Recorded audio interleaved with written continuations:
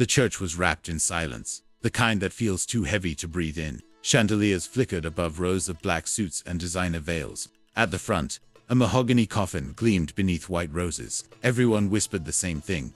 "Rest in peace, Eleanor Whitmore." Then, the doors burst open. A man stumbled inside, soaked in rain, his clothes torn, his beard tangled. Gasps rippled through the crowd. He looked out of place, homeless, trembling, yet fierce. "She's alive," he shouted, voice cracking. "Eleanor, she's not dead." The billionaire's son, William Whitmore Jr., rose from the front pew, his jaw tightening. "Who let this man in?" "I'm telling the truth," the stranger cried. "I saw her last night, at the old docks." Cameras flashed. Murmurs turned into outrage. The guards moved in, but the man's eyes, desperate, never left the coffin. Outside, rain poured as the homeless man Marcus was shoved to the pavement. His voice echoed through the storm. "She's alive.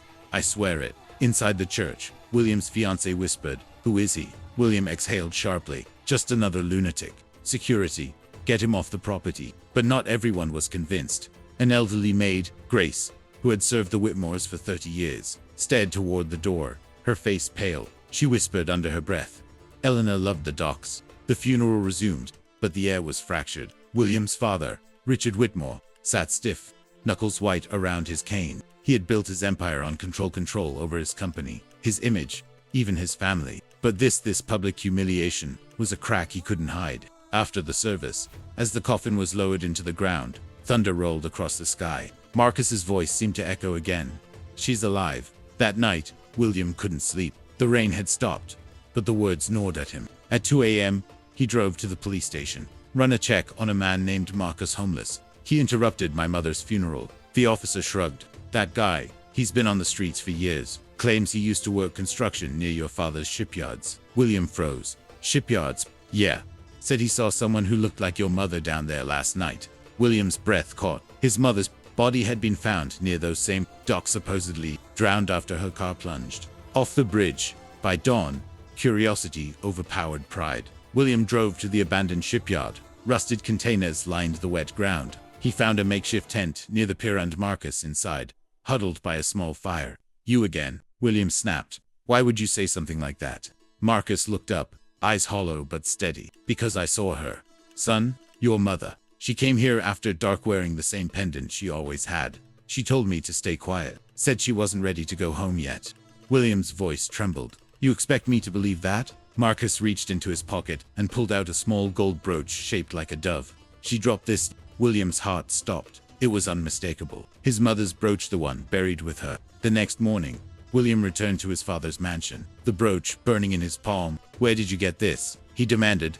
Richard looked up from his newspaper, his face instantly drained of color. "That was buried with your mother." "Exactly. So why did I find it near the docks?" The old man's hands shook. "William, listen to me." "No," William interrupted, slamming the brooch on the table. "Did you know?" Richard stood, voice cracking for the first time. "She left.